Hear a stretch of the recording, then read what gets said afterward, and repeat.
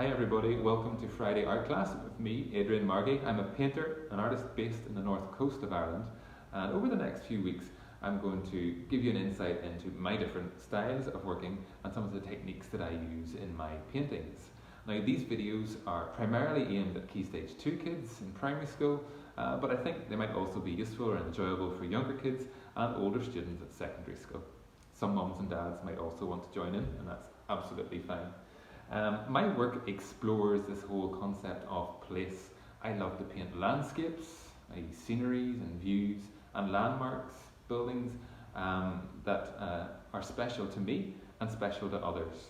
And I think at a time like this, when maybe we can't go outside and visit our special places, that we can transport ourselves to them through our minds and through art. We can paint them.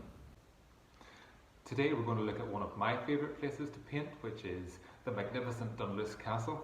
Dunluce is a medieval ruin of a castle that sits between the towns of Portrush and Portballintrae in County Antrim, and it sits on a basalt outcropping which juts out into the Atlantic Ocean, and it really makes a fantastic subject matter to paint.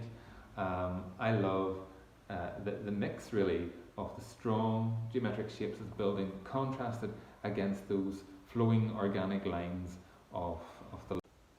Alright, so we're going to make a quick sketch of Dunluce Castle, and you're going to need a piece of paper. Doesn't really matter how big it is, how big or how small. I'm using this canvas. I know you guys might not have canvases at home, so don't be worrying about that. And the other thing you're going to need is a pencil, okay? And what I do, first of all, I use the thirds rule. I don't know if you've heard of it, but it's where you break your canvas up into thirds, both vertically and horizontally.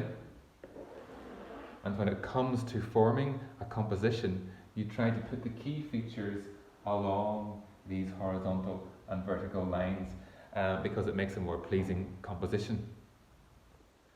Now, I normally do quite light sketches, but I'm just saying I need to make them a little darker so that you can see what I am drawing. I'm starting here with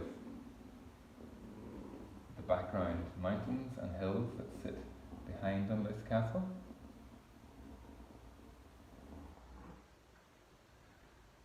Okay. The next step is actually drawing in the castle itself, so you might want to have a look online and see if you can find any photographs of Dunluce Castle.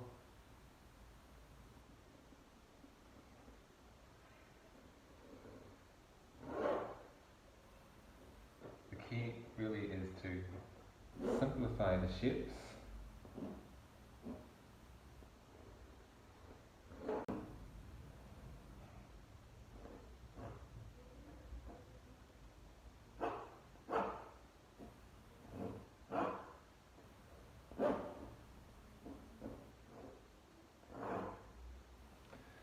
Okay, so I have the building drawn in loosely, focusing on the strong geometric lines of the building.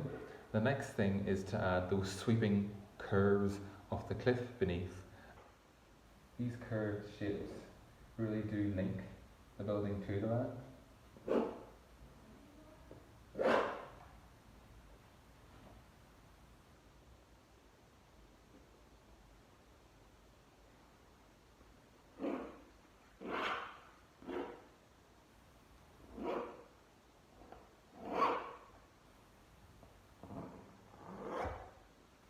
All the time, whenever I'm drawing and sketching, I want there to be a sense of flow.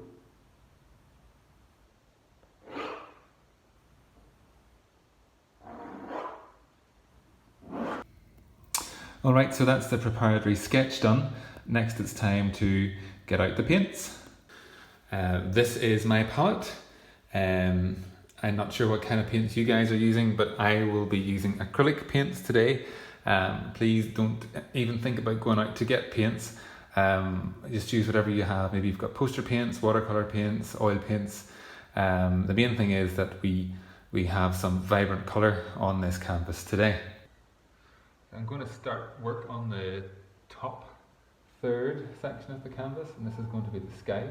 I'm going to use a lot of warm colours, vibrant reds, oranges and purples, really to conjure up that feeling of a summer's evening, really, at Dunluce Castle.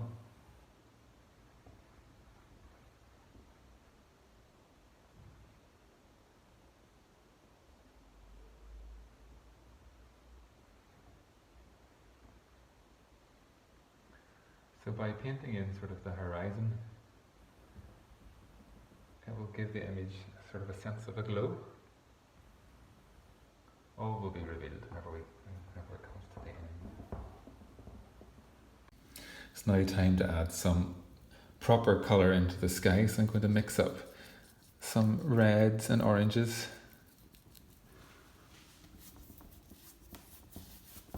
Again, really painting with a sense of flow.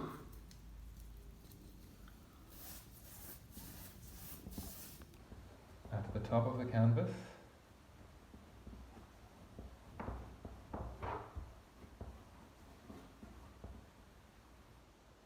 using a bit of water to blend the colours together.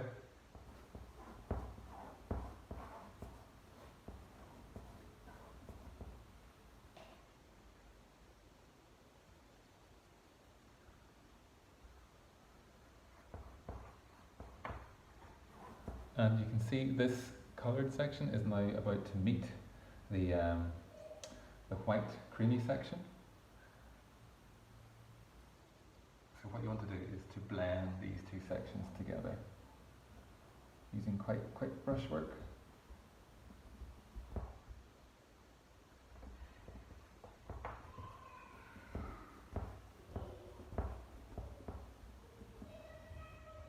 Sort of softens the whole thing.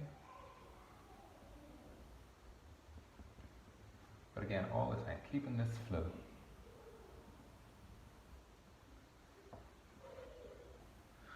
Alright, so that's the sky pretty much done. The next thing we're going to tackle is the backdrop to the castle itself. So that's the mountains and the hills in the distance. So I would always suggest painting that in first before you tackle the castle. Because my work is so colourful, people are often quite surprised to learn that I use an awful lot of white in my work. It's probably the most important colour of paint for me. So anyway, let's have a look at these headlands. I would suggest using greens and blues for this particular piece. So I'm really going to mix up some yellow and blue. I'll just show you my palette again. Going to mix up some yellow and blue here to create a sagey green colour. I'm going to apply that to the hill behind Dunluce Castle, if you can see it here. Just apply that again to the hill.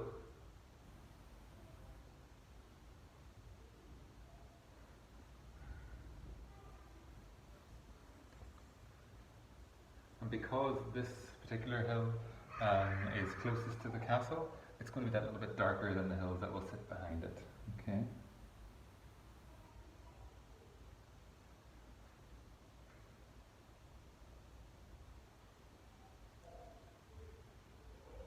Hopefully you can see this all right.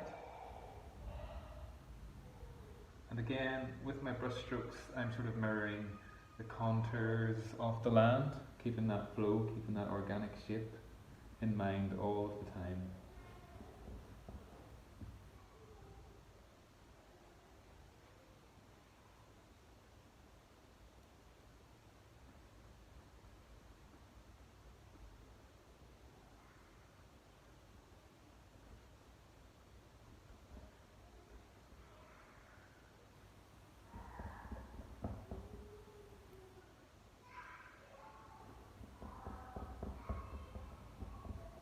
You can probably hear my children in the background.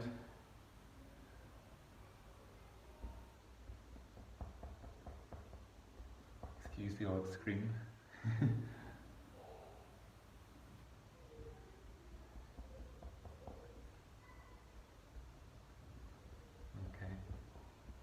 So you can see we're getting there.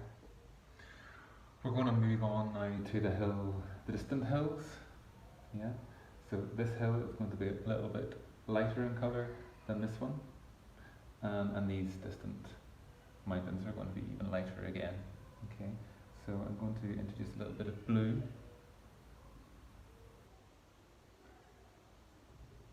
into the green colour, and some white, of course, to lighten it.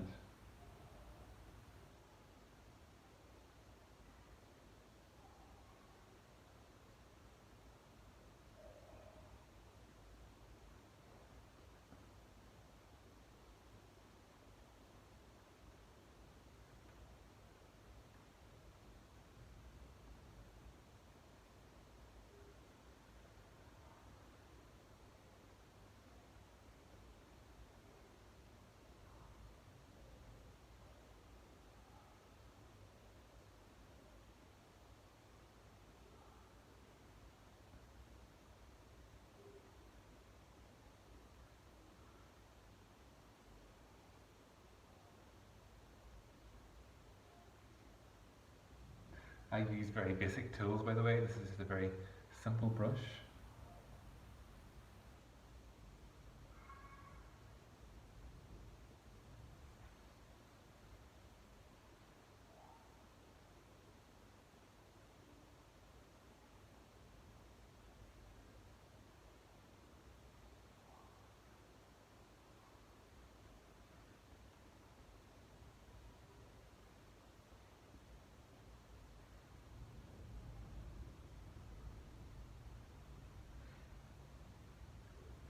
And then we're going to do, as I say, these hills which are further in the distance again.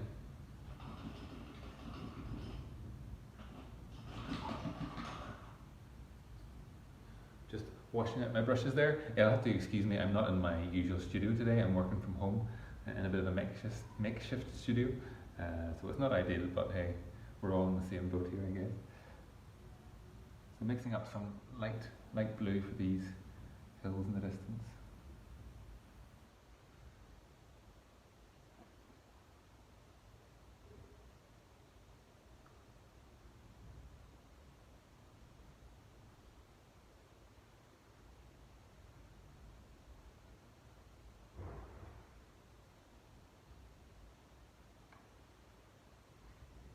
So feel free to join in here.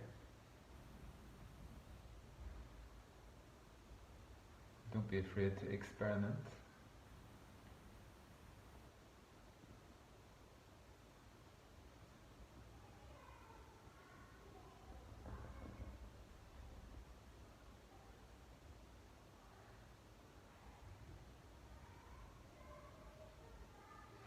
So you can see here, we're going to see little glimpses of White Rocks Beach in the background behind Dunluce Castle. So again, we're going to bring in some of these greens to show the sand dunes.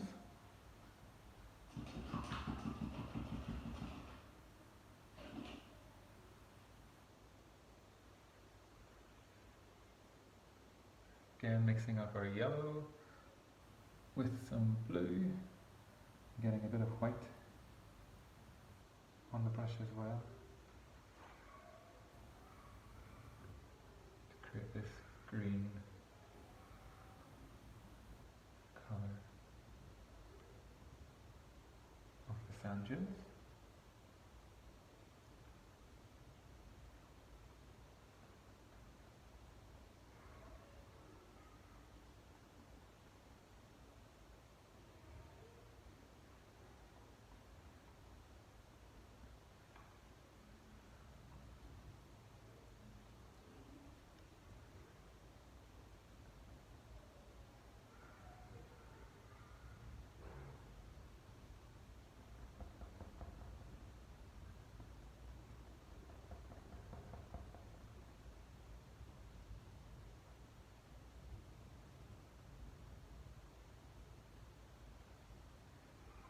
And then this is the great big sand bank of White Rocks. We're going to maybe incorporate some yellow, cadmium yellow and yellow ochres into this.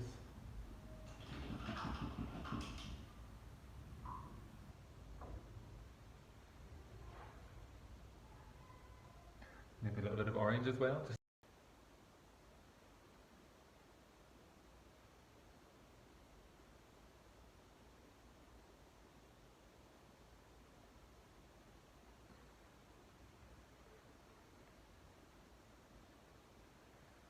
Many great days I've had on White Rocks Beach.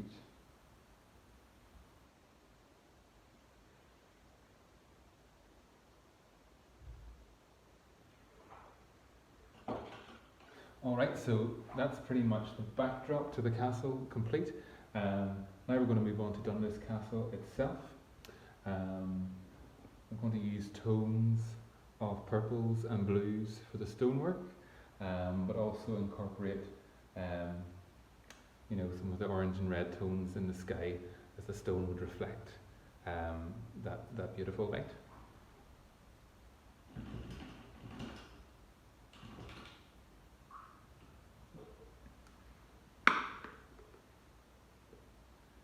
So I mix up some permanent magenta with a little bit of ultramarine blue.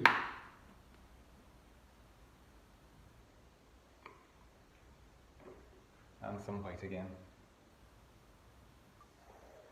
So I've mixed up some ultramarine blue, permanent magenta and white.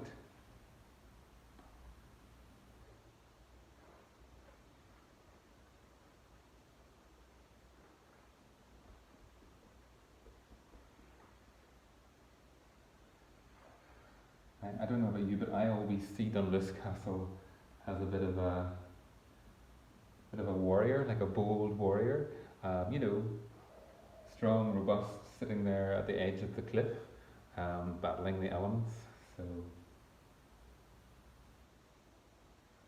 I don't know. Hopefully that comes across, or will come across in the finished piece.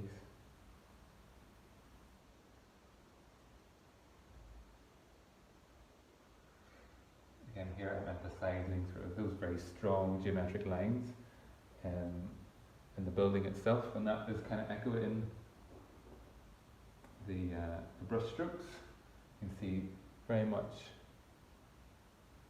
vertical lines as opposed to the sweeping, flowing lines of the sky and the land.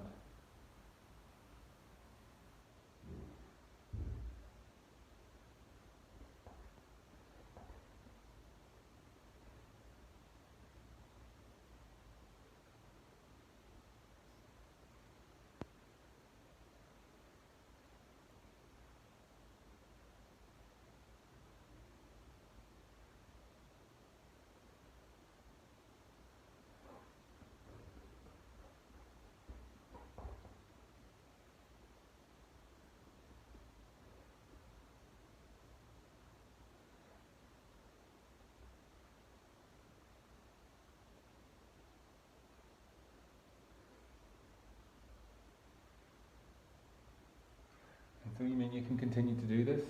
I like to alternate the colours between the different parts of the building, just to build contrast again.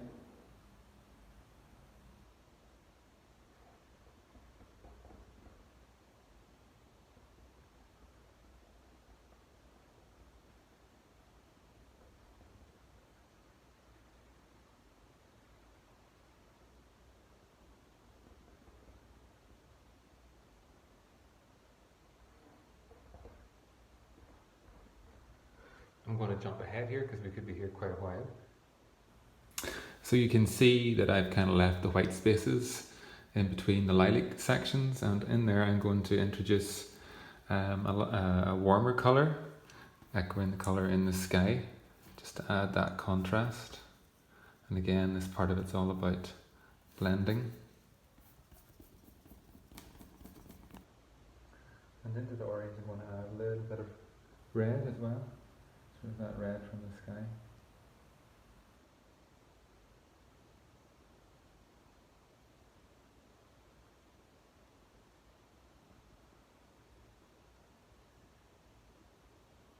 And using quite soft brush strokes here to blend the colours together.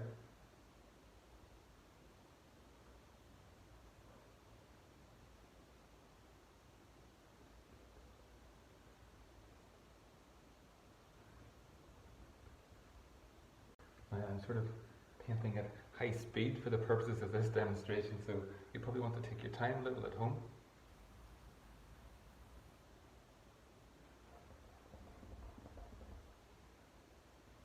But I always think it's wonderful what you can do under pressure.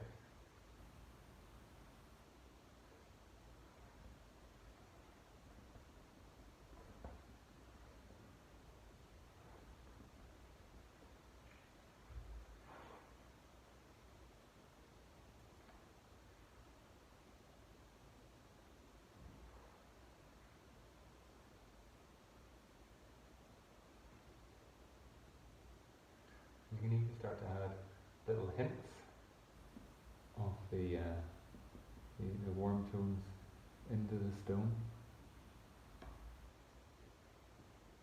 Don't be afraid to use your fingers. Now the next important element in this piece is going to be the sea. Okay, so the sea is here, and I'd like to paint that before I start to paint the cliffs. Just keeps things tidy. Alright, so water, as you know, reflects the sky and the light. An undercoat of like pale blue waters with hints of the red and oranges of the sky running through it. There's a certain way that I paint water. I start by doing vertical strokes. I'll show you what I mean just in a second. I'm just mixing up the colour here. Alright. So vertical strokes.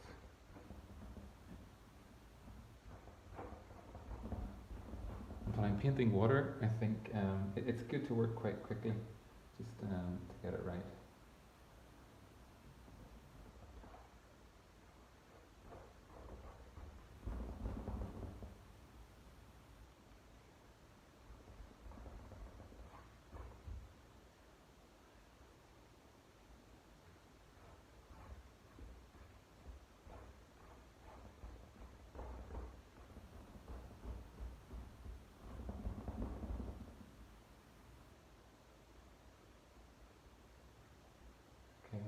And you can add some vertical strokes of white into the blue as well.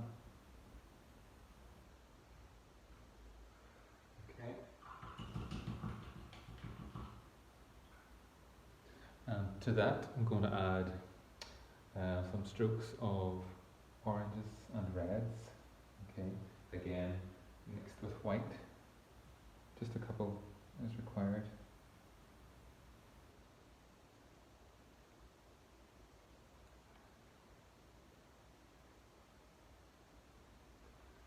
Like that, okay? And then some very rapid horizontal strokes to give the effect of water.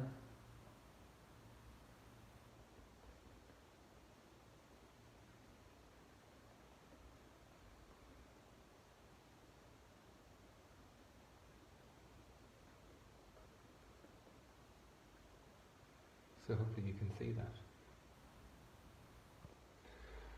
Moving on, now we're going to tackle the cliffs, okay? And I want the cliffs again to contrast with the building. But as I was saying earlier, I want to give the impression of the castle almost melting into the cliffs, melting into the land. So that's going to require me to use these flowing lines again, lots of curves following the organic shape of the land.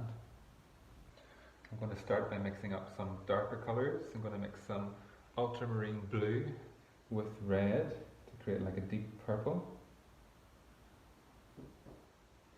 I'm going to use that deep purple as almost like a base for the contours of the land, okay?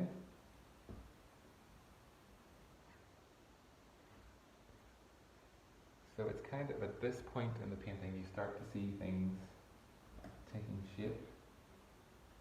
This is sort of the exciting part for me.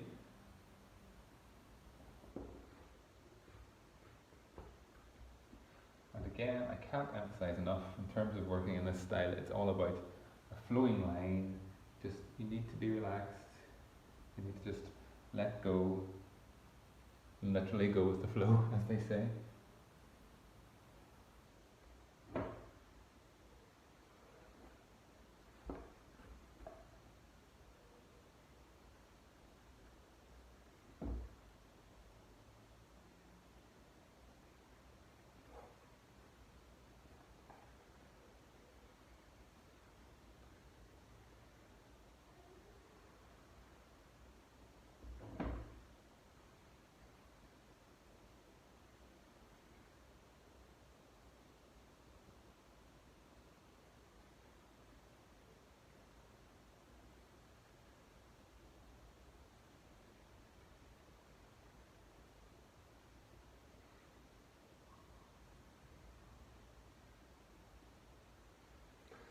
Now I'm going to work to incorporate colours, bands of colour into the cliff section. I'm going to add some more purple tones, again to sort of echo the basalt rock.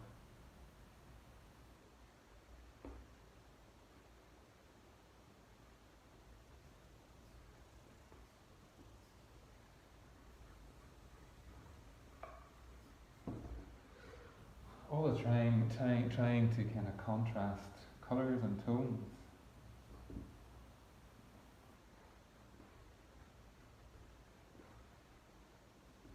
And following the contours of the cliff.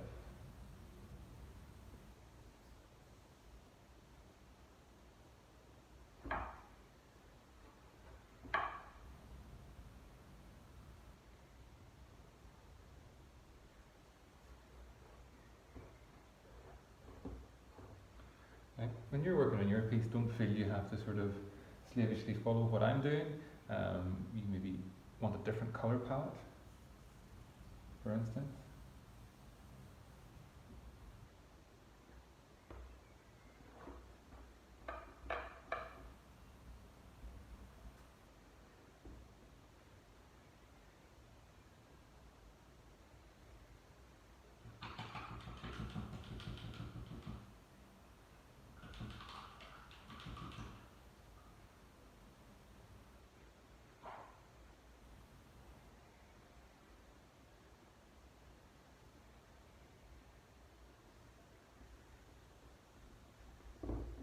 Adding some more contrast now, and introducing warm colours from the sky.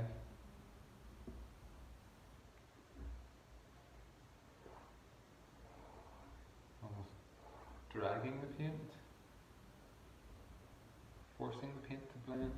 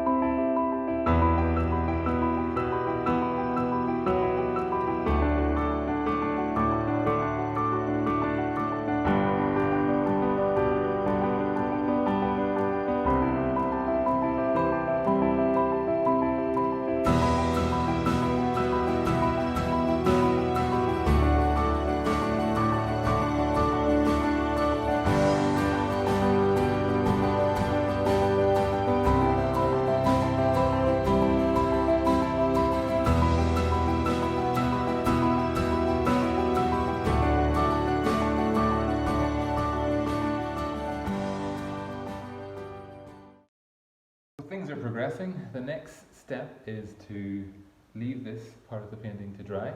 The next step will involve adding some outlines to really bring out and highlight the structural elements in the painting. If you don't have patience like me, you can use a hairdryer, of course, to speed the process on a little. So. Just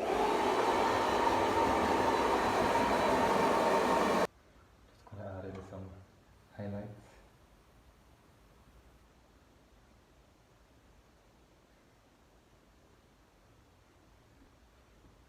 Just to bring the piece alive a little.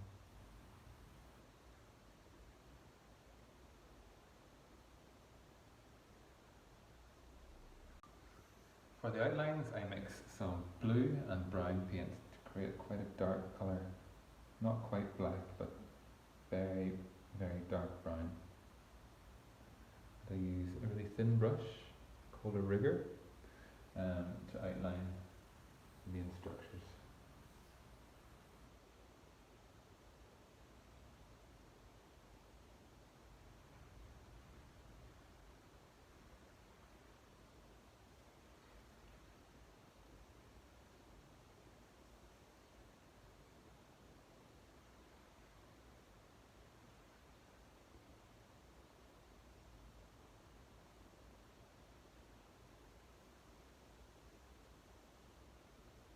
Now, you might not have a thin brush at home, but even just to create the effect right now, you could use a thin black marker or a black pen if you're wanting to emulate this style.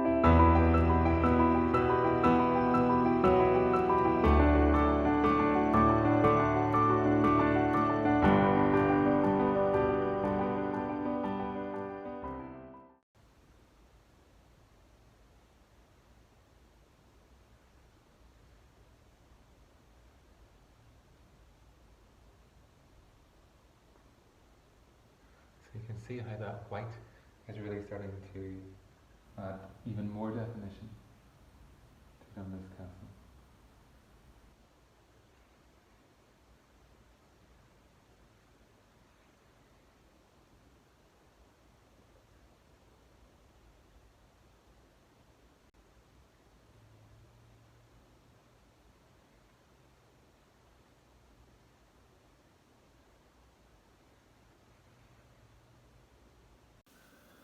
Just add some finishing touches.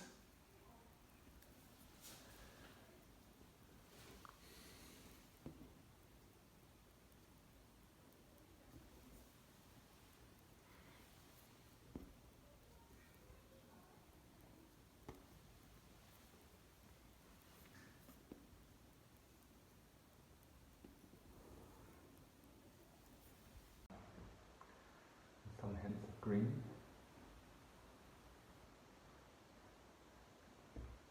Just to tie it all together.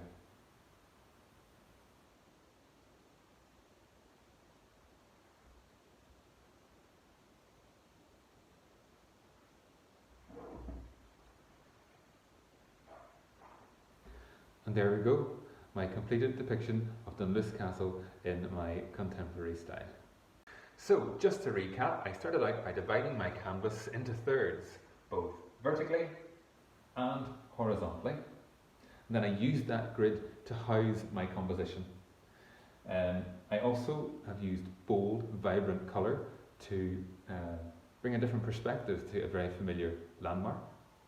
And I've also embraced the whole concept of line and flow, where I have used flowing lines to mirror the contours of the land.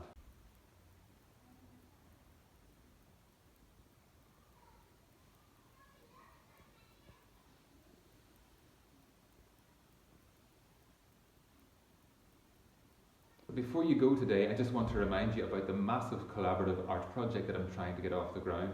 I would love as many of you as possible to join in, no matter what age you are. I would like you to think about your special place, a place that means something to you, and I'd like you to draw and paint it onto a hexagonal piece of paper for me. So what you'll need to do is to simply draw a hexagon, 6 sides, and get a pair of scissors onto an A4 sheet, get a pair of scissors and cut that out.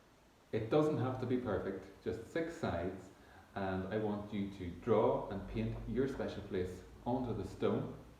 Say it represents the Giant's Causeway stones, and then someday when the situation is over, we're going to join all of these stones together to to create one huge art piece showing off all that's great about where we live.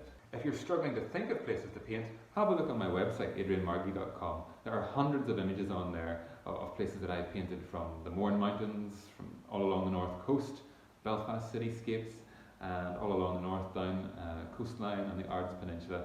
Hopefully something will speak to you. Okay, in the meantime, take care of yourselves and happy painting. See you next Friday. Bye bye.